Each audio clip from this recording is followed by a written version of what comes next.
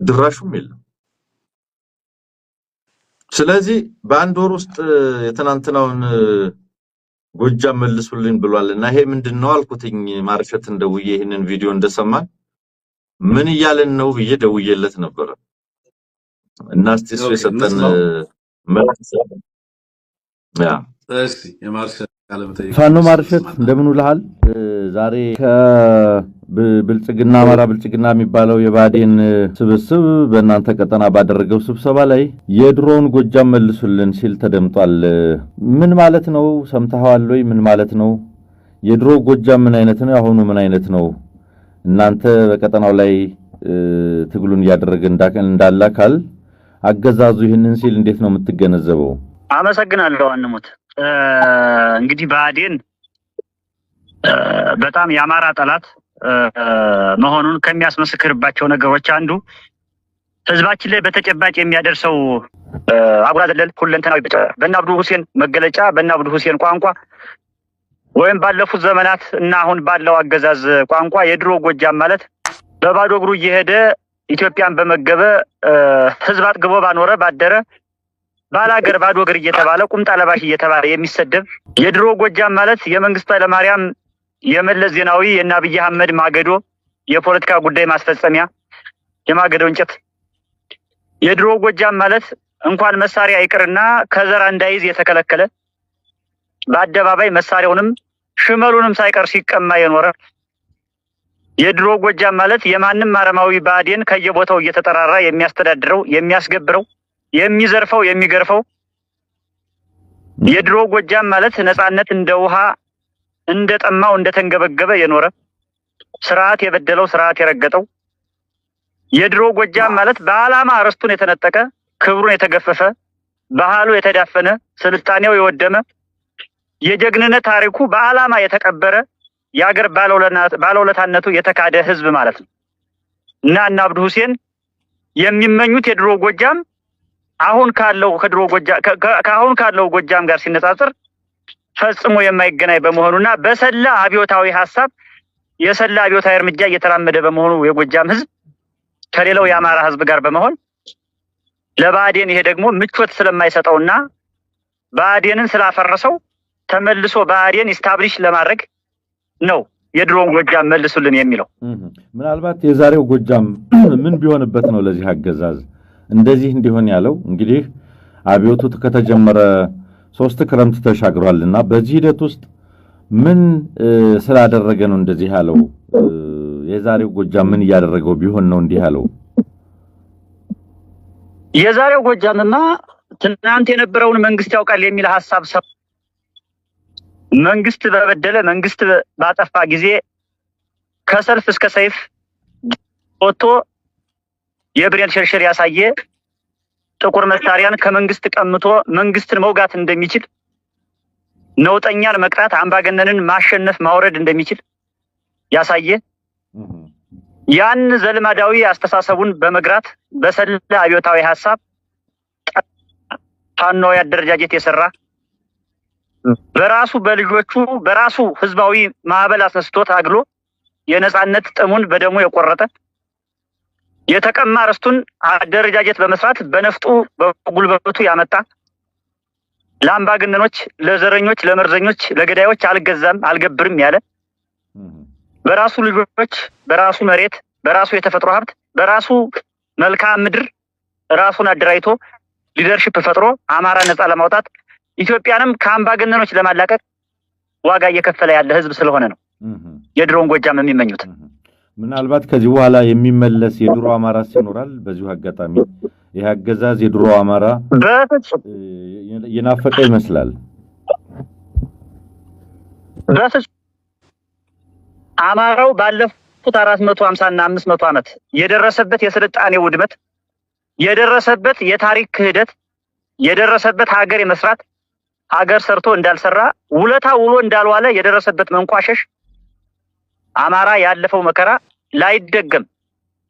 ላይደገም ችግሩን መከራውን ቀብሮ በዚህ በሰላ አብዮታዊ እርምጃ እየገሰገሰ በመሆኑ ስደተኛ የነበረውን የአማራን ትግል አገር ቤት በማምጣት በራሱ ልጅ በራሱ መሬት በራሱ ሐሳብ በራሱ አመራር በራሱ ሀብት በራሱ የደም ዋጋ እየከፈለ የጥንት ማንነቱን ያን ከፍታ ያን ገናና ትናንቱን እያስጠበቀ ያለ ህዝብ ስለሆነ እና አብይ አህመድም ሆነ ብአዴኖች ሌላውም የሀገር ውስጥም ሆነ የውጭ ጠላት በተለይ ባለፉት 450 እና 500 ዓመታት የነበረውን ደካማ አማራ በፍጹም ቢመኘው አያገኘውም። አሁን ያለው አማራ የሰላ ሐሳብ ያለው ዕውቀቱን የሚጠቀም ጉልበቱን የሚጠቀም ሀብቱን የሚጠቀም ጥበቡን የሚጠቀም ፍልስፍናውን የሚጠቀም ጊዜውን በአግባቡ የሚጠቀም አማራ ነው። ይህ አማራ ደግሞ የተሰላ የተጠና ጠንካራ አብዮታዊ እርምጃ የሚራመድ በመሆኑ ጠላቶቻችን የሚመኙት አማራ ከእንግዲህ አይመጣም። የምዕራብ ቀጠና ቴዎድሮስ እዝ የህዝብ ግንኙነት ኃላፊ ፋኖ ማርሸት ፀሐው ስለነበረን ቆይታ እጅግ በጣም አመሰግናለሁ። ስለሰጠኝ አጭር ማብራሪያ ከልብ አመሰግናለሁ። መልካም ጊዜ። እኔም አመሰግናለሁ። አንሙት በጋለው ብረት ላይ ልቀጥል ፕሊዝ። ዋው ማርሸት የምር ማለት ነው። የምር ዛሬ ማርሸት የሆንክበትን የሚደንቅ ነገር ነው ካንተ አንደበት የሰማሁት ዛሬ። የዚህ የአማራ ትውልድ ትግል አባል መሆን ያኮራል። የዚህ ትውልድ ትግል አካል መሆን ያኮራል። አንሙት የምር ማለት ነው። አሁን በስልጣን ላይ ያለውን አገዛዝ ሁላችንም እንጠለዋለን። ጸረ ሉዓላዊነት ነው፣ ጸረ ህዝብ ነው፣ ጸረ ኢትዮጵያ ነው፣ ጸረ ታሪክ ነው። አሁን በስልጣን ላይ ያለው የኢትዮጵያ አገዛዝ ጸረ ሰንደቅ ዓላማ ነው። ክፉ ነገሮችን ሁሉ አሟልቶ የሚገኝ አገዛዝ ነው። ለዚህ ሁሉ በቂ ማስረጃ አለ። ባለፉት 4 ዓመታት ውስጥ የኢትዮጵያ አገዛዝ አረንጓዴ፣ ቢጫ፣ ቀይ ሰንደቅ ዓላማችንን ለማጥፋት ብዙ ጥረት አድርጓል። ሰንደቅ ዓላማ ይዘው የወጡትን እስከ መግደል ደርሷል። በቀሚሳቸው ዘርፍ ላይ የሰንደቅ ዓላማ ምልክት ያደረጉትን ሴቶች ሁሉ ሳይቀር አንገላቷል። መሬታችን በጎረቤት አገር ተይዞ ምንም እንዳልመሰለውና የኢትዮጵያ የሉዓላዊነትና የግዛት አንድነት መደፈር ለሱ ምንም እንዳልመሰለውና ለሕዝብና ለሀገር ክብር የማይሰጥ አገዛዝ መሆኑን በተግባር አሳይቷል። በዛሬቱ ኢትዮጵያ የትም ቦታ ዜጎች በጠራራ ፀሐይ ሲገደሉ ሕጋዊ እርምጃ ወስዶ የሀገርን ደህንነትና ጸጥታ ለማስከበር አንዳችም ጥረት አላደረገም። ብሔራዊ ሀብታችን በሙሉ በአንድ ዘር እጅ ገብቷል ወይም እየገባ ነው። የኢትዮጵያ የጦር ኃይል መኮንኖች የአንድ ዘር አባላት ሆነዋል። የአዲስ አበባ መሬት በአንድ ዘር ቅርምት እየተካሄደበት ነው። የታሪክ ቅርሶች እየወደሙ ነው። የአስተዳደር ቢሮክራሲ ሳይቀር በአንድ ዘር እየተያዘ ነው። ኳሊፊኬሽኑ ማንነቱ ሆኖ ከየት ዩኒቨርሲቲ ተመረቅ፣ ዲግሪ፣ ዲፕሎማ፣ ሰርቲፊኬት ምን ይዛል ተብሎ አይጠየቅም። የማን ልጅ ነህ፣ የማንን ቋንቋ ታውቃለህ በቂ ሆኗል። በአሁኑ ጊዜ ዩኒቨርሲቲዎቹ እንኳን ለአንድ ዘር ብቻ ወደ ማገልገል እያደሉ ነው። ወንጀለኞች ተለቀው ንጹሃን እየታደኑ ሲታሰሩ ይስተዋላል። የኑሮ ውድነት በቃላት ሊገለጽ ከሚችለው በላይ ሆኗል።